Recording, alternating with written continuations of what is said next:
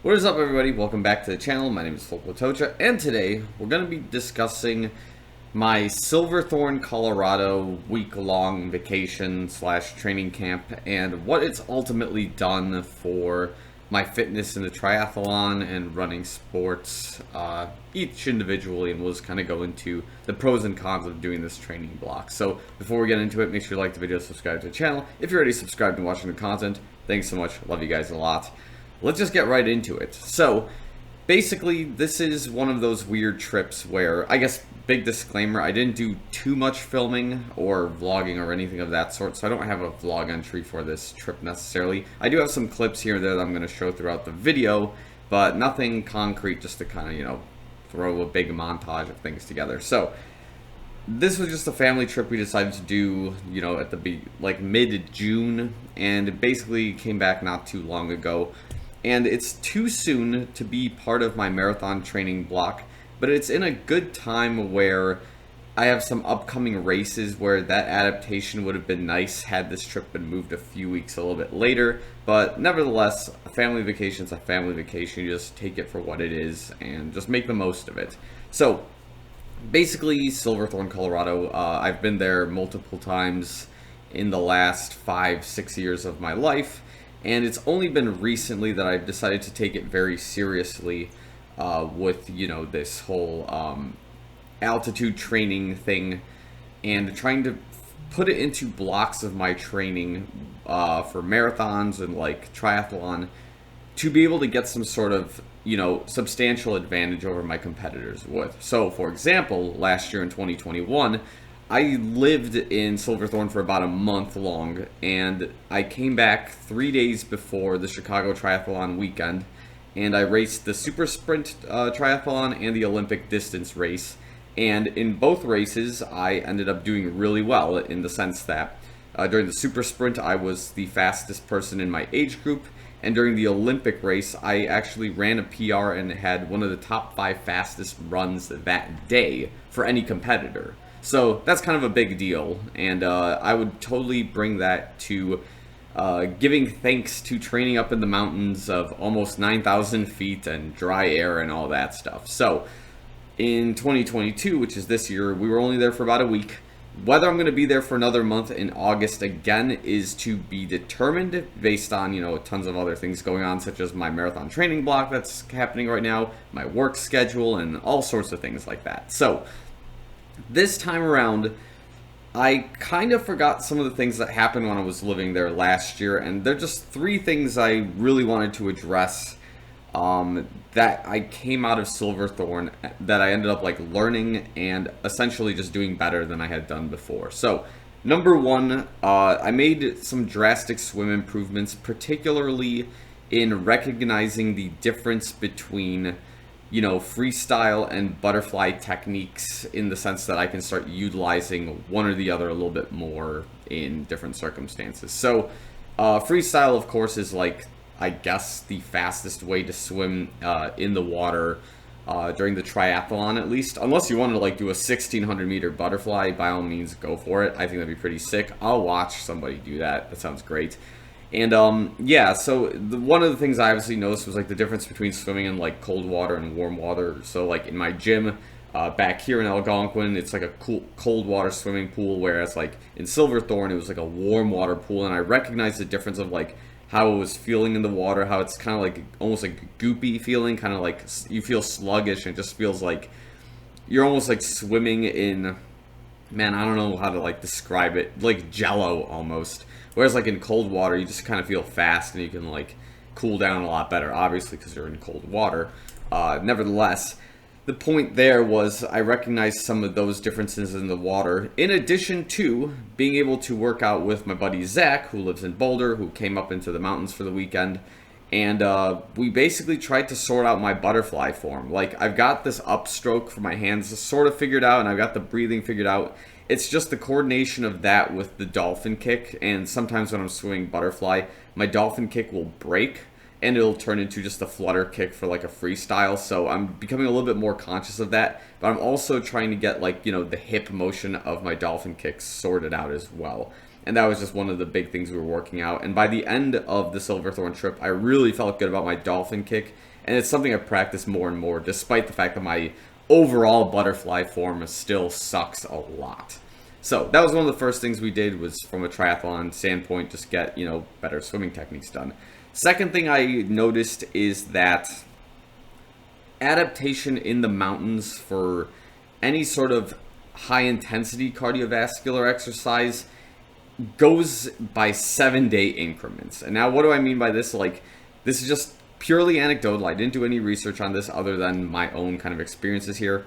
Is that it'll take you from the day you get there until your 7th day up in the mountains or wherever you're training to start feeling like your workout is getting easier and easier as you progress. And I remembered this from last year as well, where I was up in the mountains for about 4 weeks, and by the 4th week I felt finally like better than I did the first day that I was there, obviously because you spend a lot of time in the mountains, but like every week my times were getting better in the mountains. But it was only after 7 days that you felt that gradual improvement, whether there was like little things in between, such as like strength training, or maybe you're biking, or like cross training, you're swimming and biking, and the little subtle workouts there helped you in your runs and whatnot.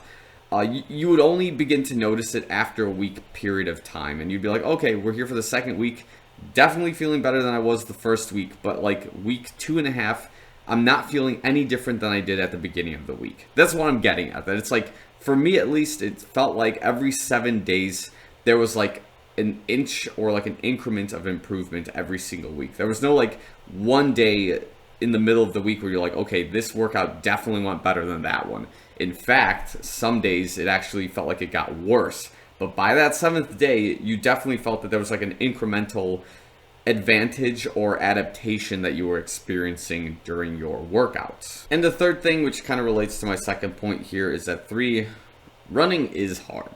And now what do I mean by that is that there's so many little things that go into running that when you mess up one piece of the equation, the rest kind of starts crumbling down on you.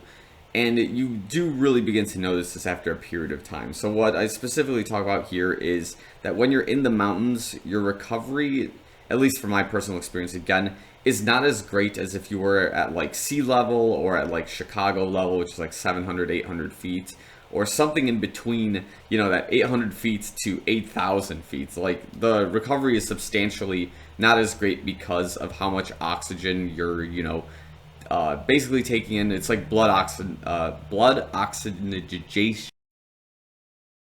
Just basically, the higher up you are in the mountains, the harder it is for you to get the proper blood and oxygen flow in your body as if you were at sea level.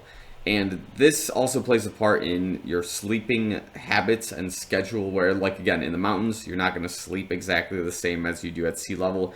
In fact, it almost feels like you should be sleeping longer in the mountains to prolong your ability to recover in a similar fashion than if you were at sea level, for example. So back to the original point here with running is hard, is that basically when I got to Silverthorne, I was already experiencing some sort of like peroneal tendon soreness, some sort of ache in that area that I experienced last year as well, by the fibula. There was no like stress fracture sensations or anything like that, because believe me, I felt that. It was pretty terrible. But the point here was that it didn't help getting into the mountains with like a pre-injury and then basically just having a rough time during some of my runs, in addition to just having lungs that were just not, in any sort of adaptive state for the mountains, and it was just not great for a long period of time.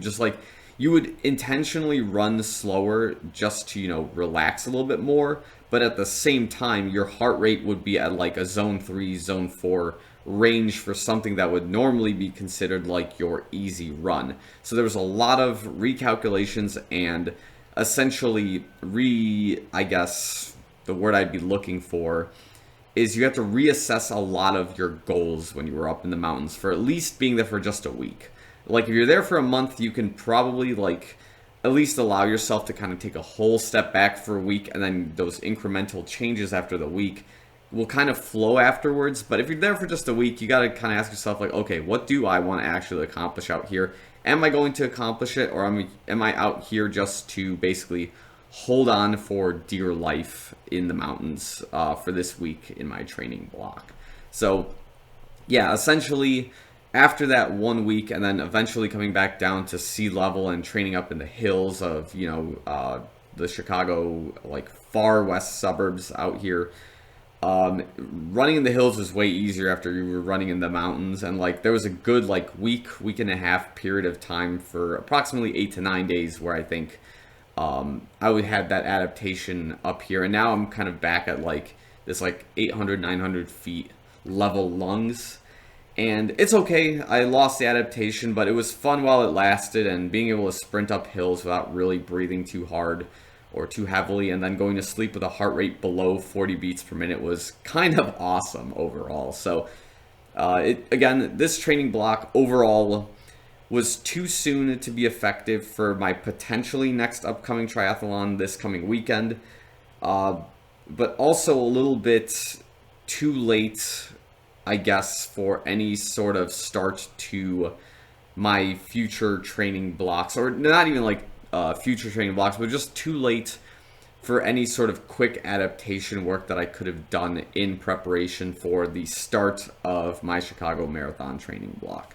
So I think I'll end the video here, and yeah, overall I like Silverthorne. I love training out there.